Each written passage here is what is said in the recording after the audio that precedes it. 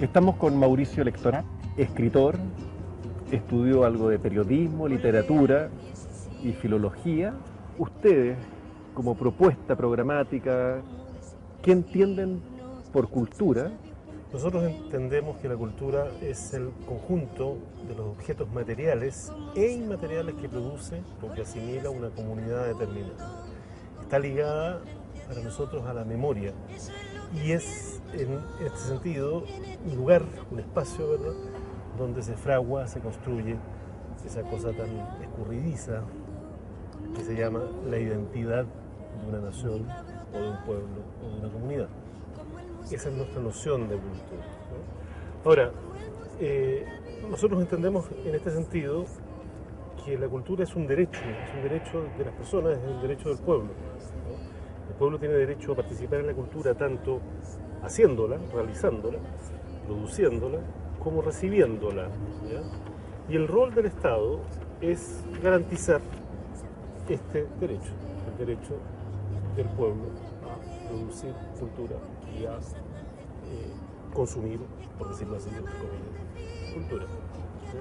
Nosotros creemos, y yo soy un firme convencido de ello, de que hay que hablar de lo que pasó en este país con la cultura mucho antes, es decir, en el régimen militar. Yo creo que en dictadura un quiebre profundo, radical en Chile, esto obviamente no es nada nuevo, pero hubo un quiebre también en materia de cultura.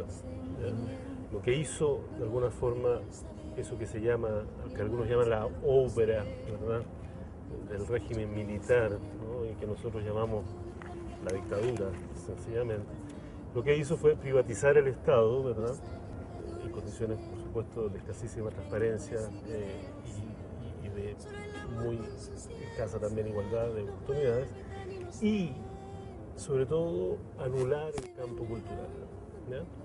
Se habló, en esa época se hablaba del apagón cultural, no sé si tú te acuerdas, te debes acordar. Este discurso se instaló en la sociedad chilena, se hablaba en la prensa, se hablaba en diferentes lugares donde se podía hablar de estas cosas, ¿verdad?, sin que el régimen pudiera hacer nada para contrarrestar esta percepción, ¿no?, que era una realidad, que es que en el Chile de Pinochet la cultura estaba aplastada bajo la bota de los militares, ¿verdad?, y de la ultraderecha, a los que los militares servían.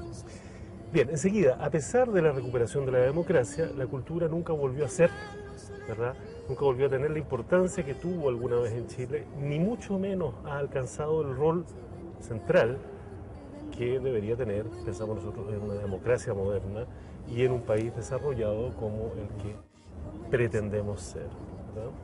Esta marginalidad para nosotros en la que se ha mantenido la cultura en la vida nacional es una decisión política, ¿no? Corresponde a un modelo de desarrollo y finalmente a una concepción de la sociedad chilena. Ese modelo de desarrollo y esa concepción de la sociedad chilena, como en todos los ámbitos de la vida social, están reguladas únicamente por el mercado, ¿ya? En Chile no ha habido, para hablar en concreto, la inversión en materia de cultura que se requiere para estar a la altura de una política cultural.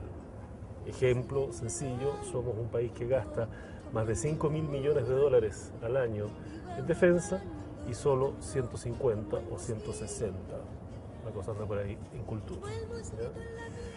Es una decisión política entonces porque a nadie se le escapa, y sobre todo no se le escapa a aquellos, ¿verdad?, que articulan el ultraliberalismo económico y el ultraconservadurismo cultural, que la cultura, uno, permite la construcción del espíritu crítico, dos, por tanto, los hombres y mujeres dotados de espíritu crítico son personas con pensamiento propio, son personas con pensamiento autónomo, capaces de analizar y de tomar decisiones autónomamente.